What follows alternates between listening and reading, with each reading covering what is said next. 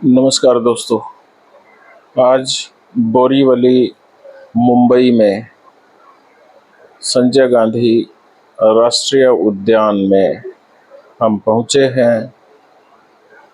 महानगर की चिल्लपों, धूल, वाहनों के शोर से यदि निजात पानी है और यदि कोई पर्यटक बाहर से देश की आर्थिक राजधानी मुंबई में पहुंचे हैं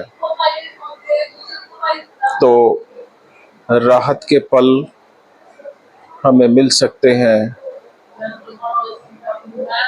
संजय गांधी राष्ट्रीय उद्यान में प्रवेश करते ही 104 वर्ग किलोमीटर क्षेत्र को कवर करने के लिए बस, टैक्सी, ई रिक्शा आदि से जाया जा सकता है।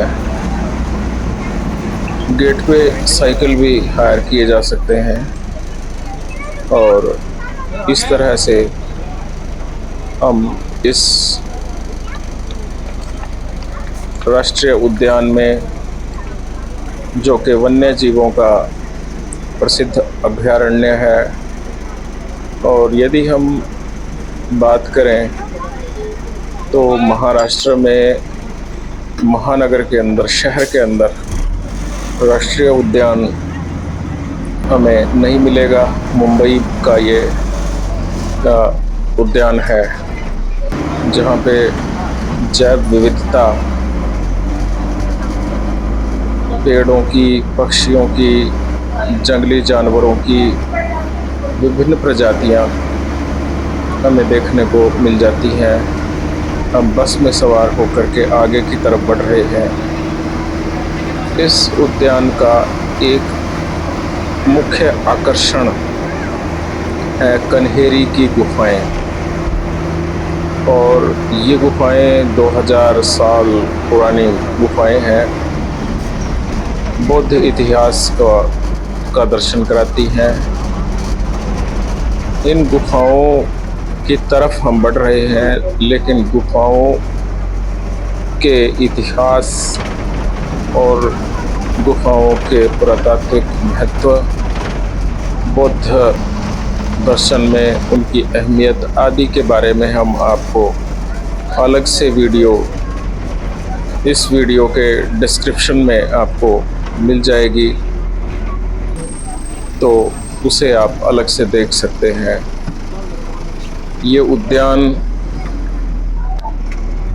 देश के महत्वपूर्ण उद्यानों में से एक है, जिसे पहले बोरीवली राष्ट्रीय उद्यान भी कहते थे। 1996 में संजय गांधी के नाम पे इस उद्यान का नाम रखा गया, और ये मुंबई और ठाणे, दो उपनगरों के बीच स्थित है। शहर की भीड़ और अराजकता से राहत प्रदान करते हुए छुट्टियों और पिकनिक के लिए एक आदर्श स्थान है।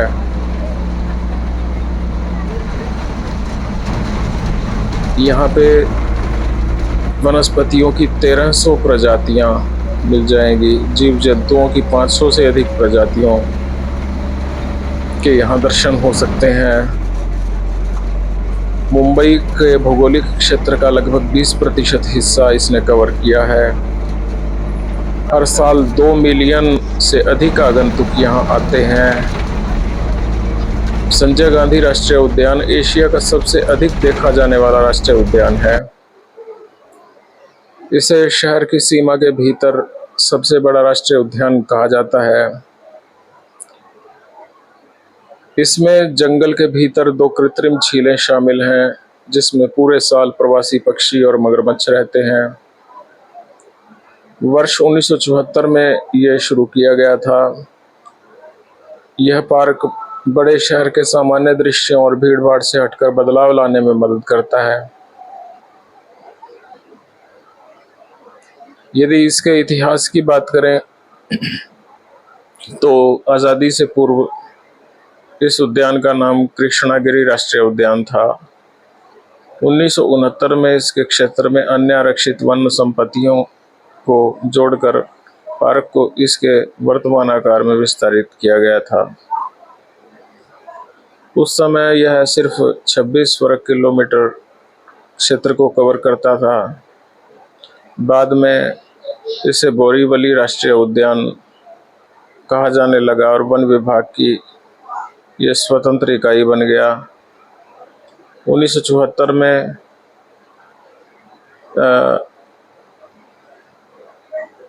इस उद्यान की शुरुआत मानी जाती है। राष्ट्रीय स्तर पे इस पे पहलकदमियां की गई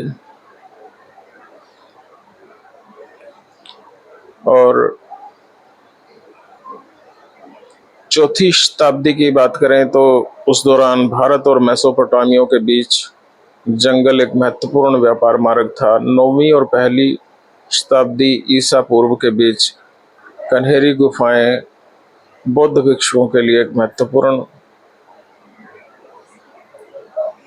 शिक्षण केंद्र और तीर्थ स्थल थे। गुफाओं को विशाल बेसाल्टिक चट्टानों से काटकर बनाया गया था। नेशनल पार्क के आकर्षण की बात करें तो यहाँ पे 2 झीलें हैं, तुलसी झील और विहार झील। विहार झील मुंबई की सबसे बड़ी झील है। तुलसी झील सेकंड लार्जेस्ट झील है मुंबई की, और दोनों झीलें मुंबई के पानी की जो व्यवस्था है उसमें एक महत्वपूर्ण योगदान देती हैं। और बोटिंग नेशनल पार्क में करने की सुविधा है। और पार्क में जो वन्य जीव हैं, चीते, शेर, हिरण, बंदर और जंगली बिल्लियाँ, उनको देखने के लिए सफारी राइड होती है। 25 मिनट की राइड होती है। 30 एकड़ के एरिया में ये राइड होती है। ये भी एक आकर्षण का केंद्र है।